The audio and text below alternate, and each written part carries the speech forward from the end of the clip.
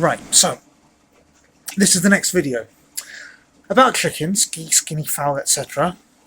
You, essentially the viewer, I want you to copy, because you do have the right to keep chickens, you do have the right to keep guinea fowl.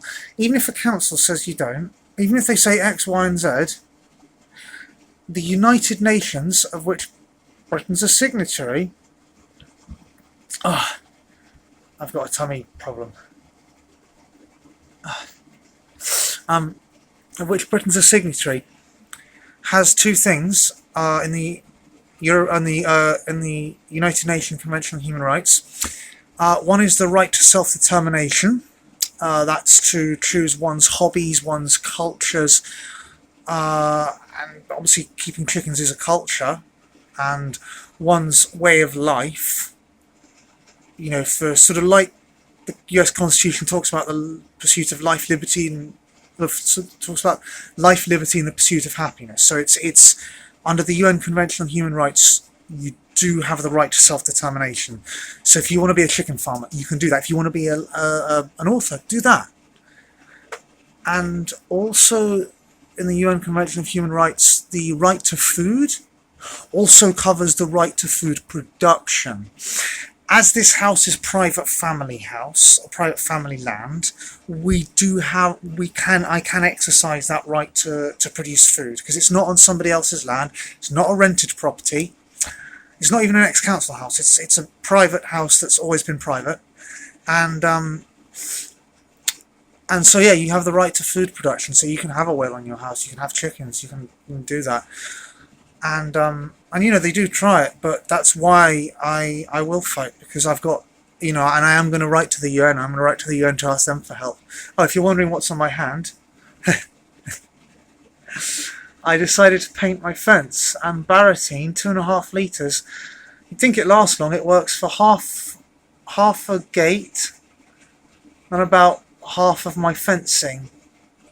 So I still got to buy more wood preserver, and I'm going to buy a sprayer, because I was there brushing it, you know, up and down, not realising that it's covering me. I didn't get any on my face really, like one spatter, but anyway. But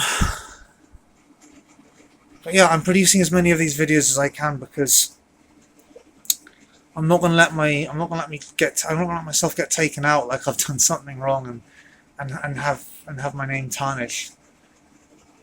Oh, and one more thing, by the way, especially, yeah, I'll use that. I'm Jewish. I'm Jewish. So why is the government trying to stomp on my rights, right? And Israel going after the Palestinians with their food? No, because if I'm Jewish, that means that my tribe wandered in a desert and had to find new land, and we were the outliers. We lived on the outsides of Egypt. So doesn't that mean that by logic, of course, I'm going to produce my own food? Doesn't that mean what that means? Isn't that what the Bible says? Go forth and have dominion over the earth.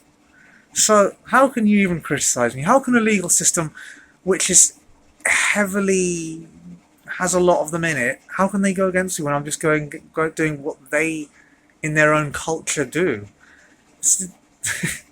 Every culture has chickens. Every culture does. The Mexicans, Indonesians, and where they don't have chickens, they have guinea fowl. For example, in Egyptian culture,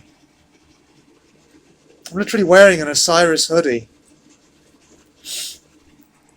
In Egyptian culture, guinea fowl was sacred. They were sacred in Ghanaian, Egyptian, and Greek culture. It's really racist what's going on. I mean, how can the British government be racist against Greek culture when we're you know, the EU fetish? And how can they be racist against against Egyptian and Ghanaian culture when we love Ghanaians? We have enough of them in our country. I mean, this racism's not okay. The British government and the local councils need to stop being so racist.